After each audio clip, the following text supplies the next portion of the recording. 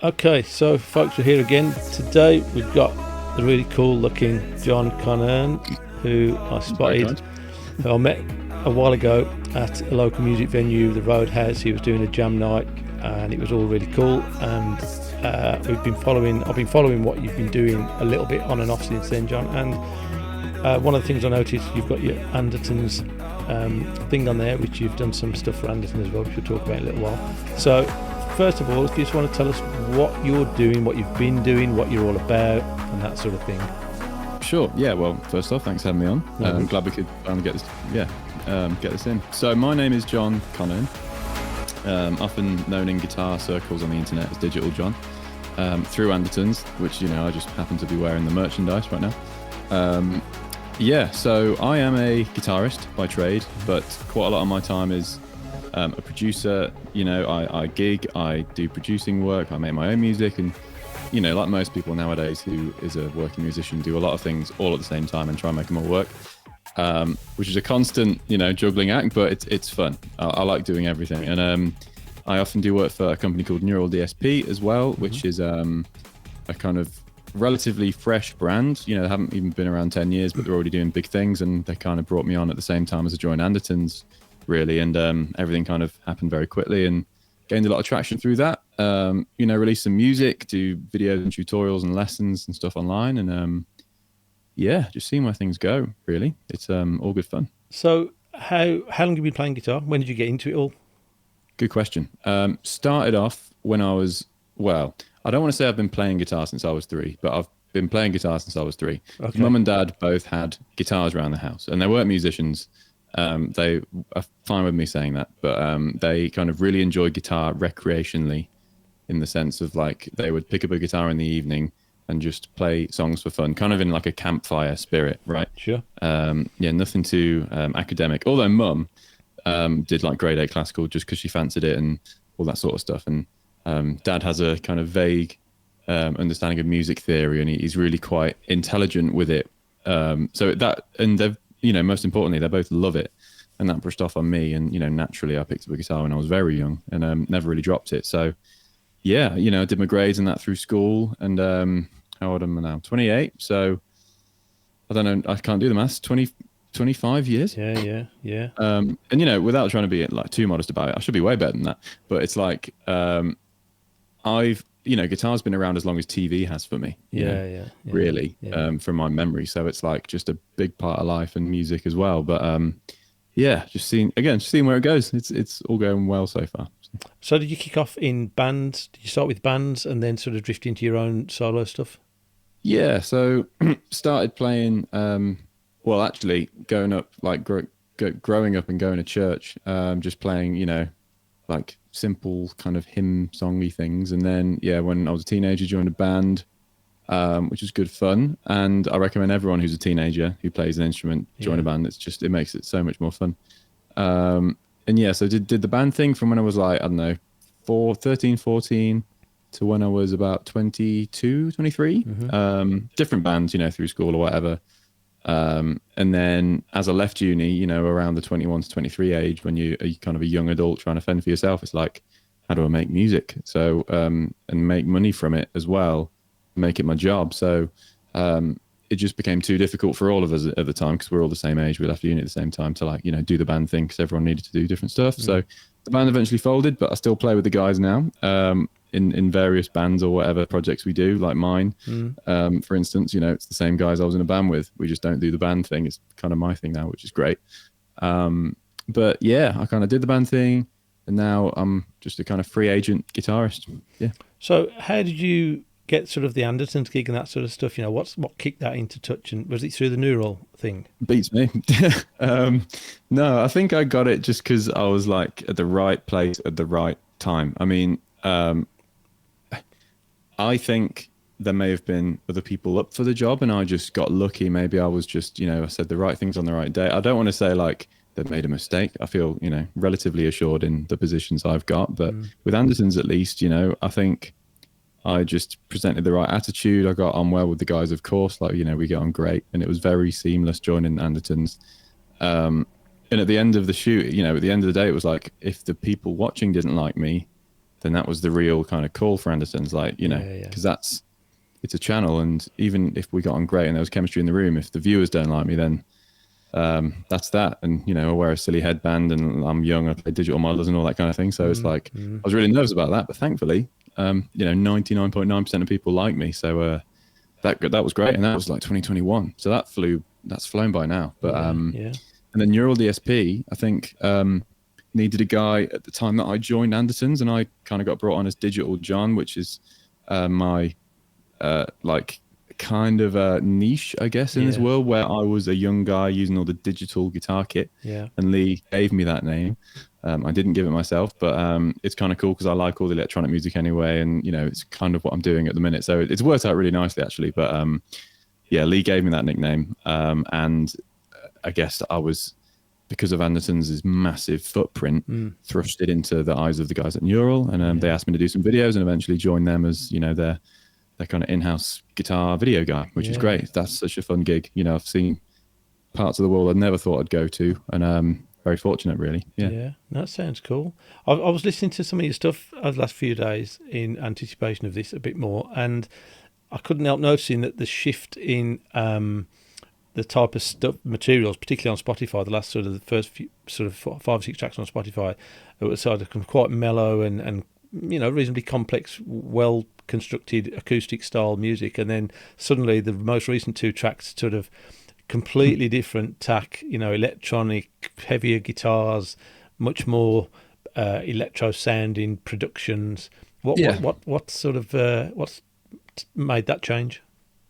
Well, I've always been into loads of music, and it's often, you know, it might be my detriment that I like and produce all these different kinds of stuff. I mean, it's all guitar for me at the end of the day, and it's all music, although the new track that came out, it's got vocals on it and stuff. And, you know, I like songs as well. I'm not just a nerdy guitarist who only listens to guitar music. That was kind of me in uni, to be honest.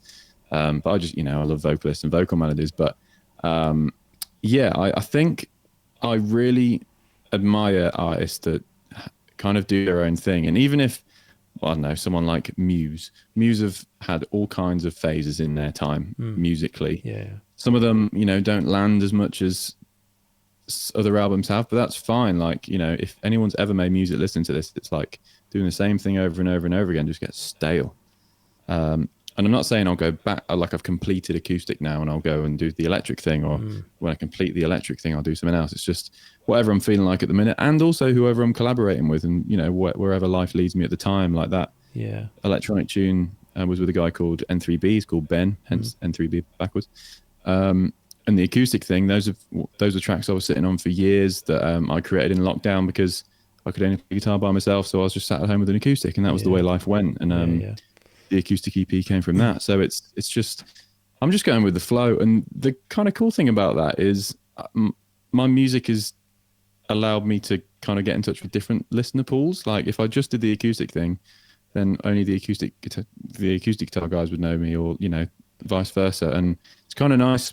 I kind of feel like a, you know, jack of all trades, master of none. Like, and I really enjoy that. I'm not a jack of all trades, you know. I feel like I can fake a lot of stuff quite well, but you know, it's just, I just like it all, and it just feels really colourful doing all that. So who knows where the next stuff will go? But, you know, guys like Pat Metheny, I really like. If you go on Pat Metheny's Spotify, he's done very like weirdly aggressive stuff at some points, and then gone to like the trio jazz thing, and it's like then an acoustic album, and then it's like, you know, he's very colourful and just does what he wants, and I really admire that, because I just want to, you know, without getting morbid about it, when I pop my clogs and go, I want to have left some really cool stuff behind of all sorts of stuff. So, and I notice, I mean, the production is pretty hot, I think, really, the stuff I listen to.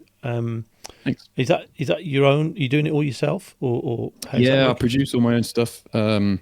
And I feel like a producer nowadays more than a guitarist. I'm a guitarist by trade, right? That's what people know me for. But most of my time spent is making the music in Logic. And, you know, I often don't even write with a guitar. I kind of write with the sonics of stuff in mind. I spend most of my time getting drums right.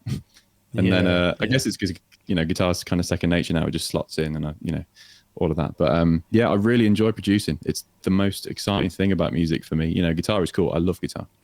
But I get my natural habitat is laptop open, guitar next to me or whatever, and I'm just making stuff. Like, I'll probably do it after this interview. Yeah. No, I was really impressed. I mean, I caught some snippets on Instagram and maybe I don't know if it was TikTok. Do you do TikTok videos as well? I'm not sure. Yeah, bits on TikTok. Yeah, I've probably seen it somewhere, and I was just thinking, wow, the clarity and the guitar work was really. I thought it was excellent. So oh well, thank you. That means a lot. Yeah, I spend a lot of time on making it right. So cheers. Yeah, and I don't. It's difficult to. It does pass by. It can pass by really quickly, can't it? People listen to it and it's over in a few seconds. But yeah, sometimes if you're watching it as well, it can make a difference. That's why I quite like YouTube stuff, because I think when you're watching and listening, you get a better feel for what's going on. So yeah. So what's your go-to instrument sort of setup at the moment with your guitars and whatnot? Wow. You can kind of see in this shot, like I've got two kind of racks at the minute. And I've recently moved, so I've got my own place now, so I've got a lot more space to have things. But honestly, I'm going like backwards in guitar choice from like all the modern stuff to like Les Pauls and Strats. I really like the kind of archetype guitars, Tellers, Strats, JMs, Les Pauls, and like vintage kind of baritone things, and putting them in modern contexts. It's just fun. It's what I'm into at the minute. So yeah, I got a Les Paul recently and a Strat, and they're like the opposite ends of the spectrum guitar-wise. Like one's thin and spindly, and one's like, mid-rangey, beefy and rocky. But between all those, I can kind of cover the bases. But I'm really into baritones at the minute, actually. Yeah. I feel like I'm quite a rhythmic player. Like I don't feel like I'm a lead soloist, like Satriani or Vai or someone like that, the 80s guitar heroes of the past and present. But, I don't feel like I'm just a rhythm guy, like someone, I don't want to name any names and delegate them to just rhythm guitarists. But, there's loads of guitarists and they are like a rhythm player by, whatever.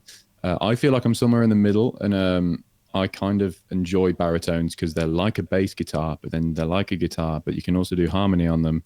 And they're this weird middle range between everything, and they're very percussive because they're lower register, and it's just so exciting to me at the minute. And they're often very difficult to make sit well in a mix because they're just muddy and stuff. And it's just a nice challenge. But I think I'm just a frustrated bass player drummer that landed on guitar. But, so they're kind of what I'm reaching for at the minute. Yeah. So are you DIing, using the neural stuff, and you're DIing straight into Logic?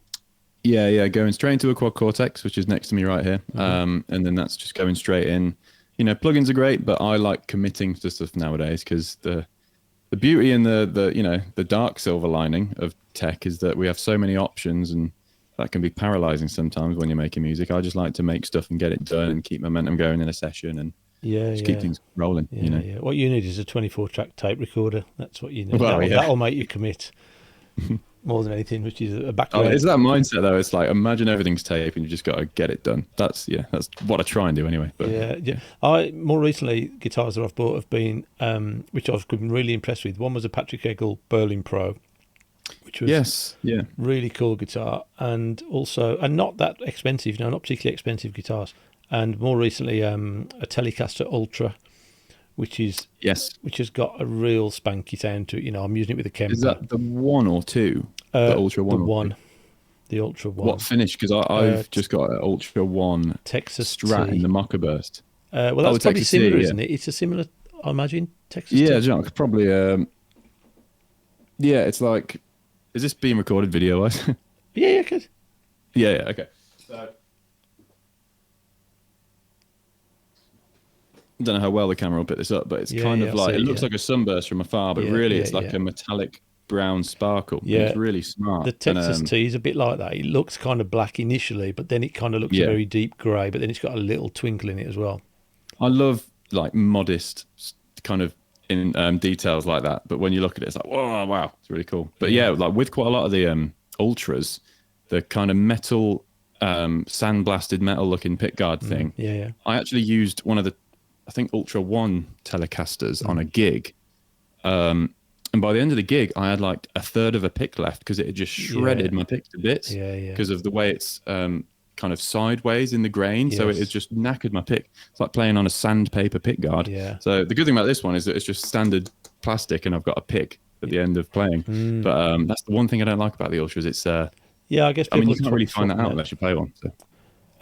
What's your effort in promoting yourself, and how how do you get into that, and what do you do about it? Do you do it I wish yourself? I was better at promoting myself. I'm really not. I would love to be good at marketing, but I just I've kind of just been a bit of a yes man and taken everything that comes my way. Like, not because, and I've enjoyed everything that's came my way, but it's like, I feel like that's been the best marketing strategy for me, in the sense that there's no stone unturned, and eventually, people just recognize me through things. Yeah. When I go to NAMM or like a guitar show or something, people are like, oh yeah, I've seen you through that and on that and on that. And I think that's just from doing everything. I can't do everything, but I always try and do it because I don't want to, have regrets of like, oh, I should have done that. Yeah, so, I mean, I see lots of, because of some of the stuff on the marketing side that I've been looking at recently. There's lots of views on whether you should stick to one or two platforms, whether you should cover all platforms. You should be. I mean, I suppose really the general opinion is just be everywhere, because then you got more chance of being picked up on something. Yeah, and I think spreading yourself too thin is also not good. Each of the guys I know, they have like a main platform, and this is a very 21st century kind of conversation. But my main thing really is Instagram. I'm trying to get my YouTube going a bit with videos now. I've got a proper space to do it in. That's like this year's thing that I want to really nail. But as well as just making music. But other guys, they started off on YouTube, and their Instagram is kind of the second thing. But then their TikTok is very thin on the ground, because it's like, they're kind of old school. I say old school. They're like YouTube people. Yeah. And, TikTok is just completely foreign to them, and some of them haven't even got TikTok yet. And I feel like I'm kind of the last of the old guys, or maybe one of the first of the new kind of guitar generation. I don't really know how it's going to go, but like, I feel like I am leaning towards the newer formats more than the old of social media guitarists. Yeah. I think there's a couple of things happened recently which have made a difference to the way I approach things. One was America sort of shutting down TikTok for a short period of time, and there's so many people posting that their lives have completely ruined because of this. And you think, well, you know what? You don't want to be reliant on a platform like that, do you, for your lifestyle? I mean, it's the same thing with like Spotify. Quite a lot of people, I mean, there is money in Spotify if you know how to play the game. Yeah. Like if you have a couple 100,000 streams, and if you're on, especially acoustic guitar, right? If you have acoustic guitar playlists where you've got very nice music that can be palatable in the background for a large audience, it's easy if you get the playlists. And once you get a couple, it's a snowball effect. But like, if I know a couple of guys, if you're on those playlists, you can rake in a couple G's a month, like 10 G's, and just through playlists that are sitting away secondary in the background. And that's regardless of any videos online. But then if Spotify changes their thing, it's like, then that cash is gone. And then maybe they should have put more time into Instagram. So it's like, I'm just trying to make music and put it in the right places. And then whatever happens after that is cool. But like, I feel like most people nowadays, they don't make music. They kind of just post videos. And music is the most valuable thing because it's an original thing. Yeah. And I saw an article recently, last week, about, Spotify becoming a place where people are just effectively making music that Spotify sort of suggests that everyone wants to hear, rather than just making music they want to make because they feel that'll go nowhere. So I think it's great that you're doing what you're doing, because I think your stuff is not only quite original, it's, like I said, it's well done as well, it's well presented, and I think you just got to kind of stick to what you're doing rather than trying to conform to what the algorithm really wants to see or hear. Thanks. Yeah, I hope so. I mean, the people I'm a biggest fan of, someone like Pat Metheny, I'll bring him up again. I will always check his stuff out because I believe in him as like a musician, creative person, regardless of whether he's a guitarist or whatever. I just think his ethos about creating stuff is cool, and I have liked enough of his music to be like, I'll probably check this out regardless of what it is. And all my favorite artists are like that, really. And, I think everyone is kind of faithful to maybe like a handful of musicians, and they will listen to them regardless of what they put out. Even if it doesn't, hit home straight away, it might land, inside 5 years later after they put it out. And it took me a long time to see that, really. Well, that's why opted for the website as the hub. Really, I was trying to do YouTube and a bit of Instagram and a bit of TikTok's just a fun thing for me. I just play around with it, but I went with the website idea mainly because I realised that information on the website is a lot more in my control for a start. As long as your host and everything keeps going, it remains. And also, having run it now for probably a couple of years, I look at how much material still gets hits, even though it's a year or 2 years old. Because if an artist is on that website and they become, I don't know, they have a bit of a viral video, they get popular, somebody starts searching for them, they start coming back to the website again for that material. It's still there, Yeah. And that there's a couple of bands who are seemingly are not massive. Well, they're not massive bands, but they obviously big somewhere. Somebody's searching them because I get 200-300 searches for a relatively unknown band, and I'm thinking, who's searching for this? Somebody is. And so I think the good thing about the internet is like people can be very niche and still huge. Yeah. Have you got time? We just want to play a couple of tracks. I just want to jump on a couple of the tracks and just have a listen. I'll slot them in. I'm going to jump onto one I heard earlier, which is Brighter. Yep. So I'll just play a few seconds of this.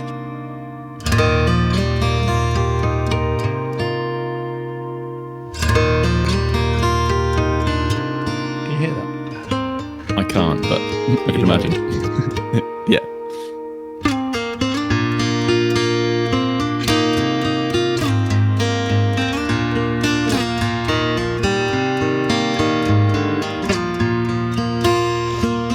Okay, so for a kick-off, it's a super clean guitar sound, really nice. So what is that guitar in the video, and what are you using to get that super crisp sound? Sure. Well, thank you, first off. It is a Taylor GT, I'll get it.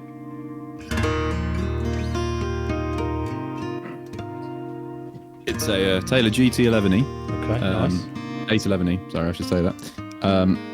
Kind of very small guitar, like it's kind of hard to show on a little screen here, but it's a Grand Theatre Taylor size, so it's like it almost feels like a singer-songwriter kind of throw about in your back of the car guitar, but it sounds really, really nice. And this was the only guitar that it was the first guitar that Taylor ever sent to me, and this was back in kind of the lockdown fringe of it when the world started to open up, and I started playing it, and that track literally, it was one of those, like hippie things where people say, oh, it lived in the guitar. That kind. Just, when you get a new bit of gear and you're excited by it, you play some new stuff. And that Brighter thing was one of the things that came from it. And I did the whole EP on that guitar and the baritone one back there. But it kind of felt like the world was getting a bit brighter after being locked down in lockdown 2.0, and just felt right. It was a really serendipitous thing. So this straight into a NT1A, which isn't a very expensive mic. It's Rode, often a mic that people get with their Focusrite interface. That's how I got mine. And I've got the 7B for talky stuff, but NT1A around the 12th fret, bit of the DI blended in, because these Taylors have this really nice pickup which has a bit of a mic and the kind of standard acoustic DI thing, which I'm not a massive fan of usually, but this pickup sounds great. And that blended with a mic sound for just the realism of strings and finger noises felt great. And there was a bit of processing on like removing some squeaks and EQing and making sure it's all compressed nicely, because I like I want it to sound like you're just at the fringe of the sound hole, like your head's right in front of the guitar, and you can hear the pick attack and all the string movement. It's almost like very hard to get that in real life, but it was a sound in my head, and I'm really happy. I'm really happy with the sound of Brighter. That's why I put it on everything, because I'm like this, it's like if I had to only release one acoustic track, it would be that, because it's just feels good. No, it is great. It's really good. And what's your thoughts on? Are you gigging now with a band, or are you gigging your solo stuff, or what are you doing? Yeah, so I've done a few kind of solo things. Most of it has been acoustic because it's just it's cheaper. And a few like master classes for a few education institutes or whatever, where I do a band thing in clinics, stuff like that. But I'd like to get into the whole live music thing, whilst I've still got the kind of drive to do it, and there's a bit of momentum there. So like the guys I talked about earlier, Alex and Harry, my drummer and bassist, we've got a trio thing, and all the music that I'm writing at the minute, I would love to do something with that. I mean, I've got a few tracks with them already in the bank from my last EP that I put out last year that we could do, but just want a bit more music to do, a bit more music to play really before I go out and have a giggable thing. I give a giggable project, you know. Sure, yeah. Maybe like, you know, something like landing a support tour, that'd be really cool. But just getting my music in a band format is really fun. And you know, we've got at least going on, oh man, 15 years of chemistry at this point, me and those boys. So it's so easy to do once the music's made. But this year is about, you know, making the music and getting it in a room and see, you know, maybe at the end of the year some gigs will pop up. But yeah. Do you plan to sort of release it all through yourself? Just do it, release it. You're not going down the label route, management route, or anything like that? No, I mean, there are a few labels and kind of organizations and scenes, I think is the right way to call it, on the internet that will be cool if, you know, they championed it. But I'm not planning for that sort of stuff to land. Like I you know, my main plan is like put it out, distribute it myself, market it the way I have, and work with other musicians, like collaborate really, because that's another way to just get a bigger pool of listeners and stretch all the people I'm listening to a bit more and cast the net a bit wider than just the guitar scene. So I'm collaborating at the minute with vocalists, and vocalists I really like in the kind of electronic music scenes, and producers that I really admire, and that will hopefully kind of, not that the guitar scene is stale, but like get me out of that scene that I've, you know, done relatively well in. I'm not, you know, one of the big shots or anything, but I just want to kind of test the waters of other stuff and see where it goes. So yeah, that's my plan really with releasing it. Sure. And so as regards doing live stuff, can you do that with just the members of the band, or have you got like a bit of a Logic backing track going just to keep it all together? There's a bit of a backing track thing going on, but with the stuff that I'm putting out, it's very electronic sounding. I almost toyed with the idea of having like a live DJ set, but I'm playing guitar and then triggering all this cool stuff. Like I still haven't really shut that idea down because it could be quite cool. Because I love, you know, loads of people hate it. I love the kind of high fidelity light show, crazy production stuff of EDM. I think even though, you know, people, you know, go at them for just press and play or whatever and twiddling some high pass and low pass filters, even though they do way more than that. I think it'd be really cool to do like a guitar-y version of that somehow. But, you know, I like the band thing. I really like live drummers adding flair and other musicians adding interest on stage. Like those guys add so much, and we gig so often, they pull new stuff out of the bag each night, and it makes me laugh because it's just so funny. And but in like a really amazing way, I just end up laughing, and I'm like, that's so cool when it's added to something of mine, especially. And yeah, just making, you know, the live set its own thing with real organic human beings is what I like about live music. You know, one of the downsides of the whole DJ thing is like if they just play the track front to back or something, or even bands, if bands play the same song front to back and it sounds like the album, it's kind of, I would like something new to happen in the live context, because it's more than just seeing the people and breathing the same air. It's like, this is a completely new opportunity to kind of freshen it up and have it as a different thing. And it's not going to sound the same. You know, no venue is going to transfer that information 100% as well as a CD with isolated headphones. It's just not going to happen. Like, make it live, make it a bit messy, make it a show, and do something different with it. So that's why I want to do it with some real people. What do you think about the venue scene at the moment? Because, you know, venues are hard to come by that are willing to put on artists and acts and also attract an audience as well, you know. Yeah, I think in the UK at least it's hit or miss depending on the city you're in. It's I mean, it's very difficult for bands at the minute, let alone success like after you've done gigs, because bands are just getting rarer and rarer to be successful because it's so financially difficult and all the overheads of, you know, being in a band.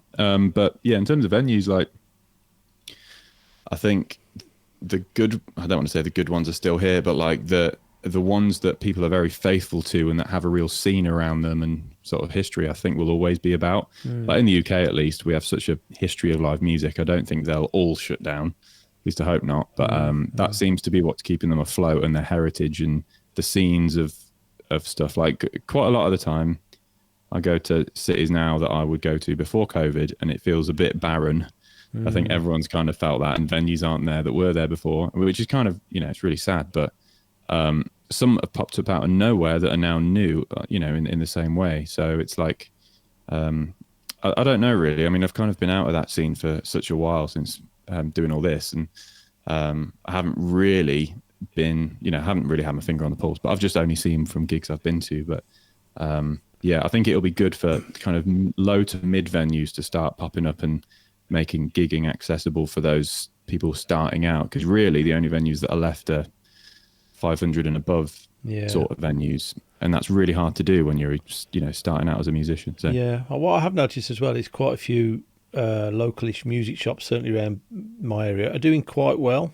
They seem to be surviving quite well, and also rehearsal rooms and a few new studios have popped up here and there, which is all good, because I think that's encouraging people to get into it. And like you said earlier about getting into a band at whatever age, even, I do jam days with a gang of older people as well, and lots of people turn up, and it's popular. If you put it together and just widen that network and ask people, that they will turn up and have a go. And and like you say, it's so much better just jamming for the day with a load of people. It hasn't got to be brilliant. Just something exciting to do. It's just spontaneous. Like so much music nowadays, at least in my niche, is isolated and not very spontaneous. It's all planned. You've got to make a video, or you've got to film it, or you've got to make something. And a gig is, depending on the kind of gig you're doing, most of it's to track, and it's a set you've done before, and you've had the files over, WeTransfer a week before if it's an artist gig or whatever it is. It's all very planned, and like, this is what's going to happen because there's money on the line, and you want to keep the gig and you don't want to do wrong. But the good thing about jam nights and stuff like that, or just any spontaneous live music, is it's a thing that isn't really done much anymore, and you can kind of see it in people's guitar playing. I felt it in mine when I was like, out of COVID. I was like, oh man, I haven't had to improvise in front of people for a while. This is revealing. Yeah. It's a good thing to do, So I'm going to flick over to the first track on here now, OK, which I assume is probably your latest track, is it? Yeah, that's the collab with N3B. Okay, I'll fire that up. Oh. I've got no more been torn apart. I don't think I'll be okay. I'll be okay. I'll be okay. I've lost the war. It cost much more. I don't think I'll be okay. I'll Much more electronic.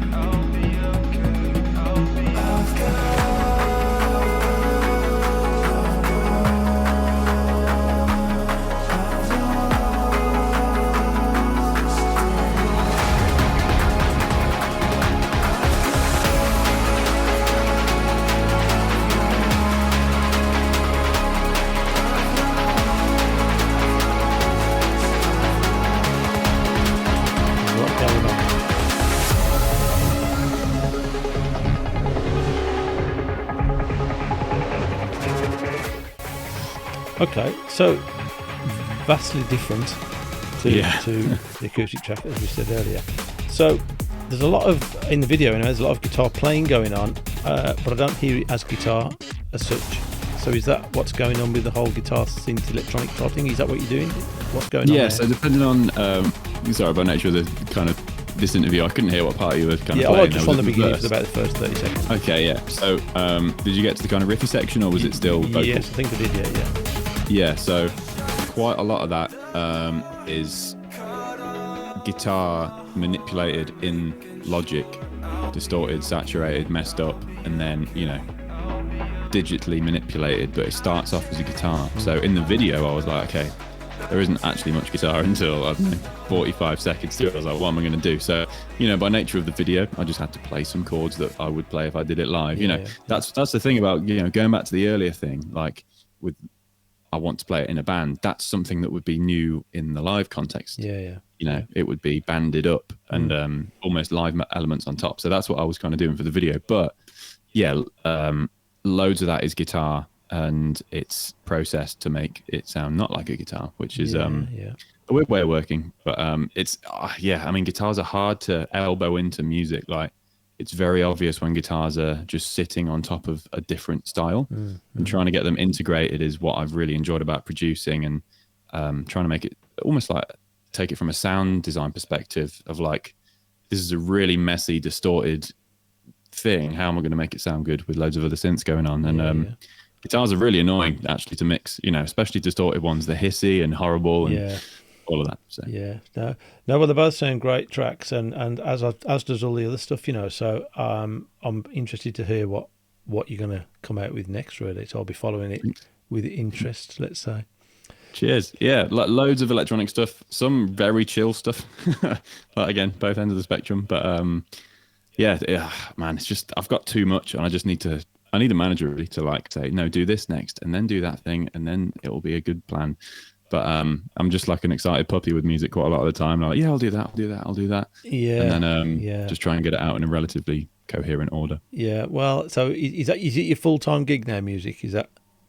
Yeah, I used to be I haven't actually had a job that isn't music related. Like, you know, I lived at home through uni, so I could save a bit of money, and thankfully got a scholarship because I tried really hard at school in A levels. I've always been quite conscientious about stuff, so I left uni and went straight into being a teacher, really, whilst doing the band at the time before it folded.